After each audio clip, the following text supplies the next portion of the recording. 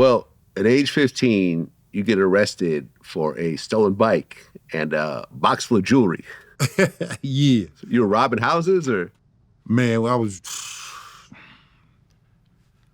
was on, man. Wherever the money was at, that's what we was doing. But I didn't mess around in the neighborhood. I didn't mess with the neighbors. I didn't do nothing. I wasn't with that. We didn't even mess with blacks when I was a kid. We didn't even mess with, we went out and did our thing. You know what I'm saying? So I was on my way to school one morning, going out Compton Boulevard. I was going to Dominguez, and the sheriffs was known for, jacking the homies, sweating, okay, you going to jail today, you going to jail. So they caught me on the beach cruiser on the way to school. This beach cruiser come up stolen, and I had a pocket full of jewelry in a little box, because I used to go to this little scrap metal place and sell my jewelry to this white cat over there. He used to give me nice little something for my stuff, Mm-hmm. So one of the mornings I got caught, and they took me down, and I wound up going to juvenile hall and all that, but it wasn't no case. I did the little time, they call it like incardio time. What was it? I stayed about like 4 months and got out. Okay. Lost Petrinos. All right. So you get arrested that one time, you do juvie. Yep. And you continue to get arrested?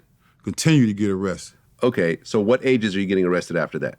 15, 16, 17, 18. I start, first time I hit the county jail, I was like 18. Okay. And these arrests are for what? I caught a little robbery case out in Torrance. I was in a boys' home.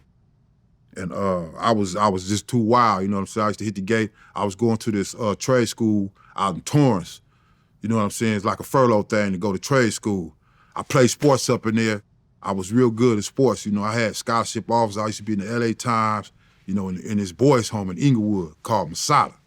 And once I start going to the trade school, I start hitting licks on the way to school. I whoop and then go to school, then catch the bus back to the facility. And I got busted. One day, I got busted. The people looked, I come to do my thing, and we looked at each other eye to eye. And I tried to hit the gate and get away. And plain clothes pulled up on me and jumped out with their pistols, get on the ground. Then after that, I caught the robbery in Beverly Hills. Okay. Like about 6 months later. I was out there, man, you know what I mean? Had a 6'5" Chevy, young, wild, gang banging, on one. You know what I'm saying? I always left up out the neighborhood. I didn't mess with the neighborhood. And so, I got caught. I got in a high-speed chase out there and ran into a dead end with like 5 sheriff cars behind me. You know what I'm saying? I got my homeboy with me. He older than me. And you were doing the OJ through LA? Man, and ran into a dead end. Behind you? And ran into a dead end. You know what I'm saying? And we ain't had no choice but to get out. We had 4 or 5 cars on us. But I had everything stashed. I had the money stash, I had the jury stash, and I had the pistol stash. And the dude that was with me told on me. Police came to my car. They put us in separate cars. And the police came and told me, if you don't tell us where the shit at, because they already had the victim was in the back seat of the car. If you don't tell us where the shit at, I did like seven little licks. You going to county hospital. Man, I got nothing to say. So he went to the other car with the other cat that was with me, and then I could hear him tearing my car up, and I hear the gun hit the street. He came back and stood me up like in my seat, handcuffed behind my back, and tried to knock me out, but he couldn't. He was hot. He had his gloves on and everything. He bow, and I was just taking them shots. You know what I'm saying? They took me down, and my crime, he wound up turning state evidence on me. And then I went to the pen. I had some robberies in Long Beach, and I had that in Beverly Hills, and I took the deal for 5 and went to the pen. 5 years? 5 years. In the state? In the state. Okay, so now you're with the big boys. I'm with the big boys. Okay. During that time, what do you think was the most serious situation you got into? In the pen? Yeah. Well, I was at Folsom. I went from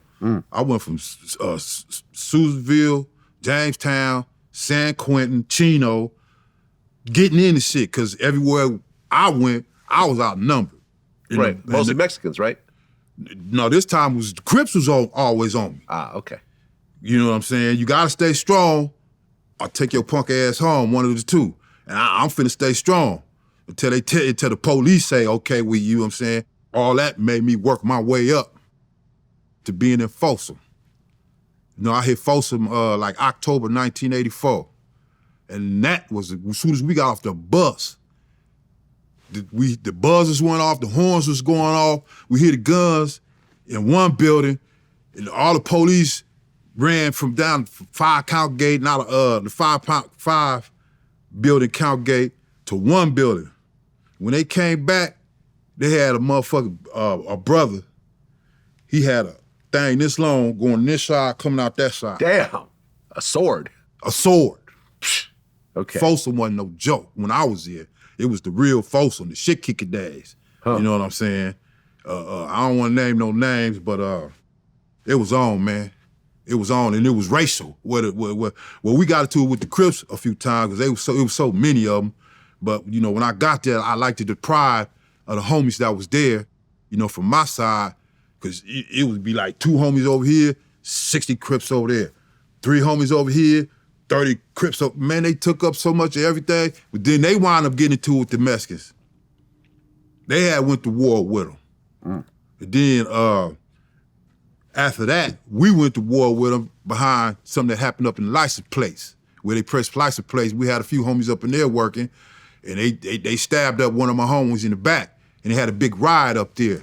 You know what I'm saying? They shut the pen down. They was always locking the pen down. It was always stickings. It was always murders. So this time they locked the pen down. They let us out. We getting around. I'm in my cell. Me and my cellie, he's one of my homies. And it's time. You know what I'm saying? We got to do what we got to do. So I took the sink and busted down, made like 8 knives out of this little steel thing that went around the sink.